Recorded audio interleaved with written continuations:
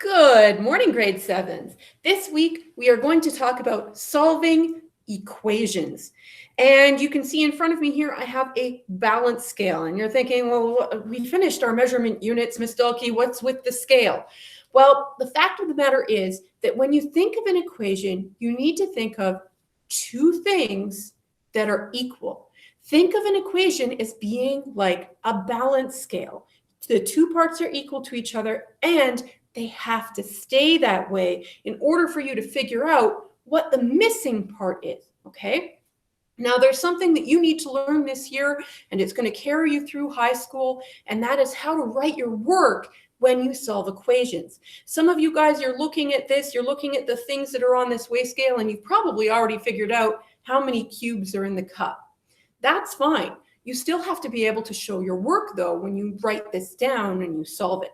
Okay, so let's start with writing expressions for each equal side of the equation that we want to create to say what is sitting on this scale here. Okay, so we'll start with our variable here, and that's how many cubes are in this cup. Now, some of you are thinking, oh, come on, Ms. Dahlke, this is wonky because the cup weighs something too, and you have to take that into account.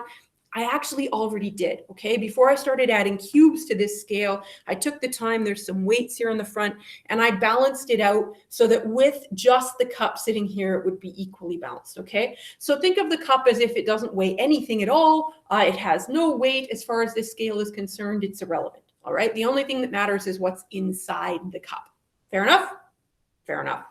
All right, so we have to write an equation here. First thing is this variable. You can see this cup has an A written on it. So I'm going to make my variable A. We have a certain number of cubes in the cup. We don't know how many there are. Okay, so we have A. And then we have a number of loose cubes, right? 1, 2, 3 loose cubes. So this is A plus 3.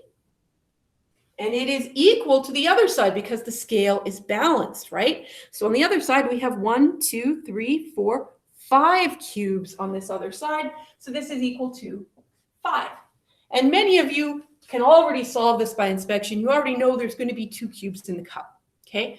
Here's the thing, though. We're going to do more complicated equations with time, and I want you to learn how to show your work properly and how to do what we call isolating the variable. Okay, now what this means is when you weigh stuff, do you ever weigh something and then add a couple of other random things on the other side of the scale? No, nobody ever does that, right? We want to get this thing all by itself so that we can weigh it. Well, on a scale, how do you do that? Well, you're going to pull these three things off, right? We're going to remove these cubes. Uh-oh. What just happened to my scale? It's not balanced anymore. Of course it's not. I just pulled 3 cubes off this side. Okay, so this is the number one rule you have to remember when you are solving an equation.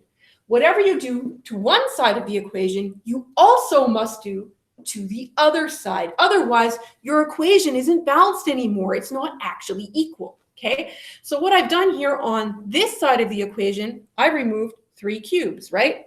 1, 2, 3. I pulled them off of there. So having done that, and I'm going to write down my work, I subtracted 3.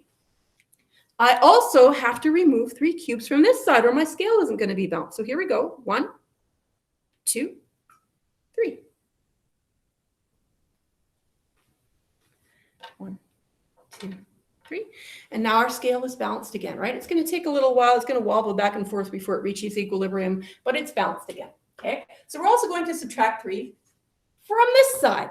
Okay. So A plus 3 minus 3 means all we're left with is A, which is good. It means our variable's isolated by itself. So our A here is equal to 5 minus 3, which is 2. And as many of you have probably already pointed out, shouting at your screen, this cup does indeed have 2 cubes in it, right? Because 2 is equal to 2. Okay, so that is how we've solved this in the end. And I want to put these 2 cubes back down and show how equal it is, but it won't actually balance out without the cup. That's okay. This means that A is in fact equal to 2. There's 2 cubes in the cup. All right. This is how we solve these types of problems. We slowly work our way down. We get the variable all by itself, and then we know how much it's worth. Now, I've done this visually, right? Okay. The other way we do this, because you're not going to want to draw a scale every time, you're certainly not going to want to use a scale every time, we use what's called opposite operations, and that was in your vocabulary from last week. So in this case, the opposite of addition is, you got it, it's subtraction. And that is why, since we were adding 3, we chose to subtract 3, because that's the opposite of adding 3. That's how you get this a by itself, because these things are going to cancel, okay? So I'm going to write another equation on the board, and we're going to solve it together quick. Okay, let's suppose this time we had c minus 2 equals 7. Okay, so we have here another equation over there. This time, and that's harder to visualize, right?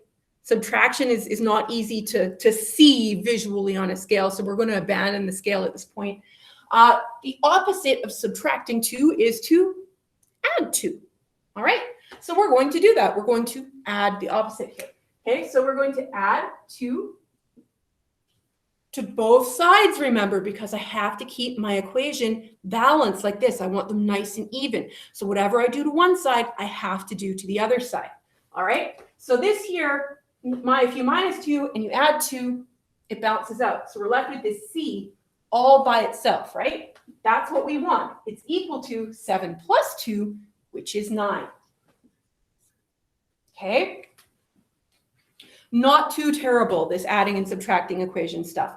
Make sure you're showing your work like this, though, okay? Sometimes I get students, they get into this mindset and they think that they can just keep writing equals, equals, equals, equals, equals. No, don't do that, please, okay? Please do not write c minus 2 equals 7 plus 2 equals 9, because c minus 2 is not equal to 9, okay? C minus 2 is equal to 7. What you're going to end up writing is going to be incorrect. It's not going to be a nice balanced equation. It's going to be what I like to call mathematical gibberish, all right? So please make sure that you do write your work like this. I have one more. I haven't actually put any of these problems on our worksheets, and if you don't want to learn... Junior IT meeting is happening now. If you don't want to learn how to do this, then don't worry about it. You can stop the video right now and stop watching. But there is one more problem that we usually do at the grade 7 level, and this involves, it's going to look a little weird, okay? So hang in there. Suppose we had, what number do I want to use? 8.